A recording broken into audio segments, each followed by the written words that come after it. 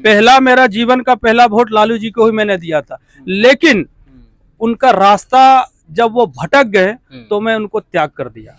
यादव बिरादरी से आते और मैं भी यादव बिरादरी से आता हूँ, तो इसका मतलब नहीं है कि मेरा धर्म पर आघात होता रहेगा, चोट होता रहेगा और आपको मैं समर्थन करूंगा, कभी नहीं करूंगा। इस देश कहते हैं कि हम यदुवंशी का नेता है, लेकिन यदुवंशियों के लिए आज तक उन्होंने किया क्या, मैं उनसे पूछना चाहता हूँ, क्या किया? चर्चा के देखिए, चर्चा का मुख्य विषय बना हुआ है, पूरा क्षेत्र में चर्चा का कहते हैं चर्चा हो रही है। राजद सुप्रीमो लालू यादव जी देवघर आ रहे हैं और नीतीश कुमार को प्रधानमंत्री, अपने बेटा को मुख्यमंत्री बनाने जा रहे हैं।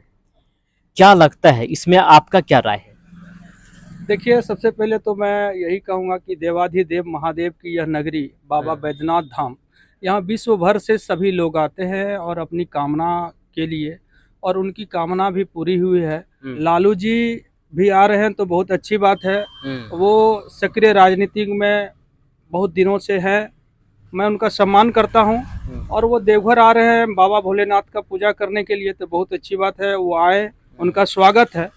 लेकिन जहां तक आपने पूछा कि अपने बेटे को मुख्यमंत्री बिहार का बना, यादव को, हाँ, तेजस्वी यादव जी को अपने बेटे को बिहार का मुख्यमंत्री बनाने के लिए और भारत के प्रधानमंत्री नीतीश कुमार जी के लिए वो कामना करने के लिए आ रहे हैं। तो देखिए, मैं सीधा सा आपको स्पष्ट बता देता हूं कि यह कामना लिंग है।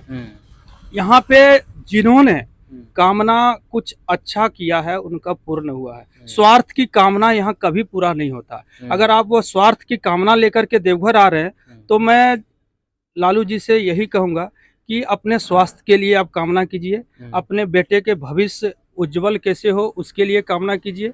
ये स्वार्थ की जो कामना लेकर के आप आ रहे हैं तो वो बाबा भोलेनाथ भी देख रहे हैं कि क्या पूरा करना है और नहीं करना है। तो जैसे कि आपने कहा कि मनोकामना लिंग है, तो क्या लगता है लालू जी का मनोकामना, बेटा को मुख्यमंत्री, ये जो मनोकामना है, क्या लगता है बाबा पूरा करेंगे?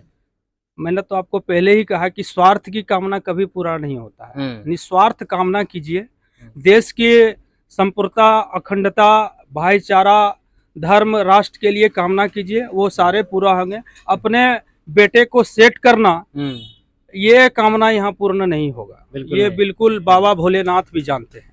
तो जिस तरह से तेजस्वी यादव जी भी सपना देख रहे हैं कि मुख्यमंत्री के पद पे हमें बैठना ही है, तो महादेव क्या लगता है कि युवा पर कब तक दया करेंगे? देखिए, इस लोकतंत्र में सबको अधिकार है चुनाव लड़ने का, हर कोई चुनाव लड़ सकता है।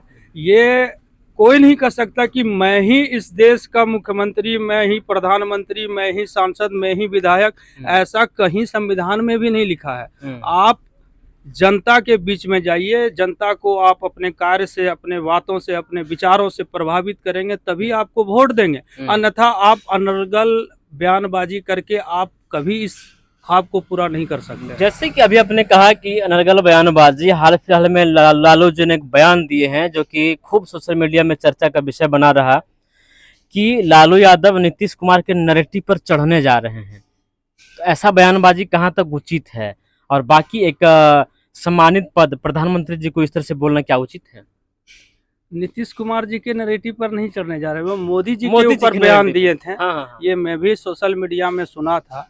तो लालू जी को मैं यही कहूँगा कि अपने राजनीतिक जीवन में अंतिम पड़ाव पर है। लालू जी, थोड़ा सा जोश में मत आइए, नहीं तो नैरेटिव फट जाएगा आपका।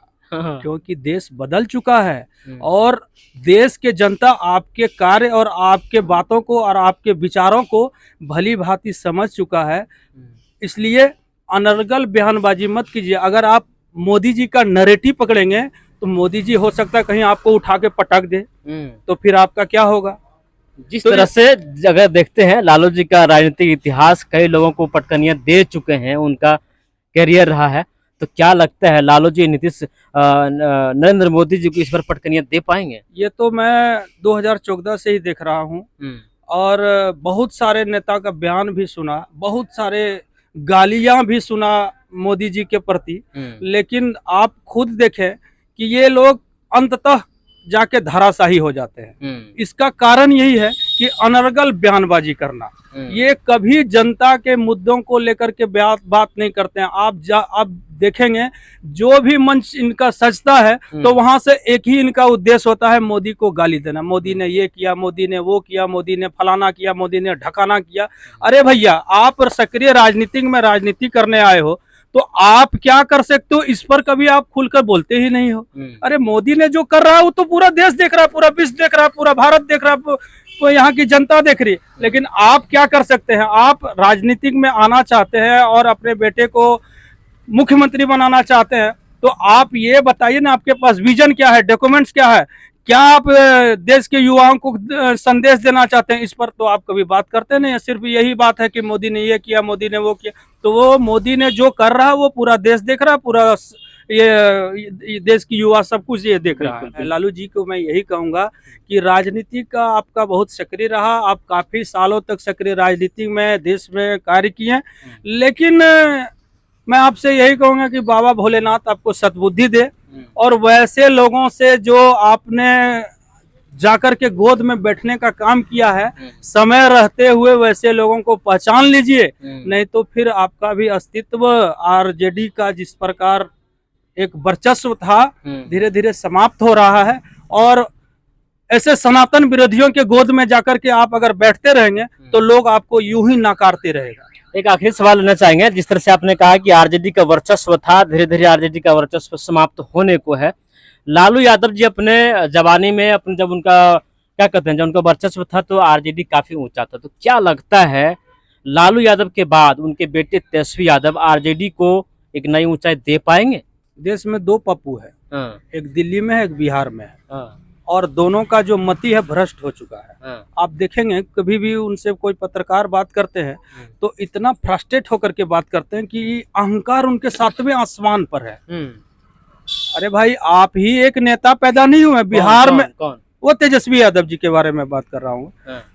आप एक लौता बिहार के नेता पैदा नहीं हुए। बिहार एक ऐसा राज्य है जहां यहाँ नेता ही पैदा होता है हर घर घर में, और देश को अच्छे अच्छे नेता दिए बिहार ने। पहला राष्ट्रपति हमारे बिहार ने ही दिया, और मुझे पता नहीं कि ये लोग कौन सा राजनीति करने निकले हैं। विरासत में हमको लगता है कि गद्दी मिल सकता है, इन लोग का बुद्धि भ्रष्ट हो चुका है। तेजस्वी यादव का? जी जी जी। तो क्या लगता है आरजेडी का जो एक जिस तरह से लालू यादव ने नई ऊंचाई दिया है, वो ऊंचाई तेजस्वी यादव बरकरार रख पाएंगे या फिर गिरा देंगे? ये परिवारवाद की राजनीति कर रहे हैं, और देश की जनता ने अब समझ चुका है कि ये परिवारवाद की राजनीति अब यहाँ नहीं चलेगा। बाप के बाद बेटा, बेटा के बाद पोता, पोता के बाद नाती, नाती के बाद छरनाती, ऐसे करके क्या आप देना चाहते हैं?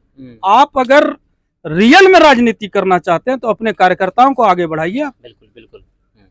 क्यों कार्यकर्ता ऐसा नहीं है आरजेडी में? उसका बेटा ही मुख्यमंत्री बनने लायक है, और कोई मुख्यमंत्री बनने लायक नहीं आरजेडी में। तो ये परिवारवाद की राजनीति आप लोग जो कर रहे हैं, देश की जनता इसको बखूबी जान रहा है, समझ रहा है। और आप 2014, 2019 का चुनाव देख चुके हैं, और इस 2024 में कहीं न कहीं देश इतना बड़ा परिवर्तन जवाब देगा कि ये लोग सोचे नहीं होंगे। बिल्कुल। तो क्या लगता है जिस तरह से आने वाला चुनाव 2024 का है, मुद्दा उसी को लेकर के लालू यादव जी उभर आ रहे हैं, और भी नेता लीडर जहां जहां जिसका आस्था है, जहां जिसका कोई चादर चलाने चले जाते हैं, तो कोई माथा टेकने शिवलिंग पे चले जाते हैं, और इस तरह से नाना प्रकार के जो ढोंग चुनाव के समय होते रहते हैं। लालू यादव का देवघर आना क्या लग सकता है? ये चुनावी मुद्दा है या फिर कोई? ये पूरा चुनावी स्टंट है, और बीच बीच में ये लोग मंदिर जाते हैं, मस्जिद जाते हैं, कभी टोपी पहन लेंगे, कभी चादर चढ़ा देंगे। तो भाई ये सब जो आप लोग दिखावा करते हैं, ये लोग देख चुका है देश का, और आपको इस सब नौटंकी का जवाब चुनाव में जनता अच्छी तरह से देंगे, क्योंकि अब देश यह सब चीज बर्दाश्त करने वाला नहीं है। कि आप ठीक है, बाबा भोलेनाथ से आपका आस्था है, मेरा भी आस्था है, आप आइए पूजा पाठ कीजिए, लेकिन कभी इस बिल में घुस जाइए, कभी उस बिल में घुस जाइए, तो ऐसा करके आप नहीं चल सकते। जहां रहना होगा आपको एक जगह रहना होगा। बिल्कुल। बाकी इस मुद्दे पर और हम चर्चा करेंगे। हमारे लालू यादव जी अभी देवघर लगभग आने को है, हम चलते हैं वहाँ देखते हैं क्या कुछ माहौल है। आप देखते हैं जनता प्लस को, तब तक के लिए जय हिंद जय भारत। जय हिंद जय भारत।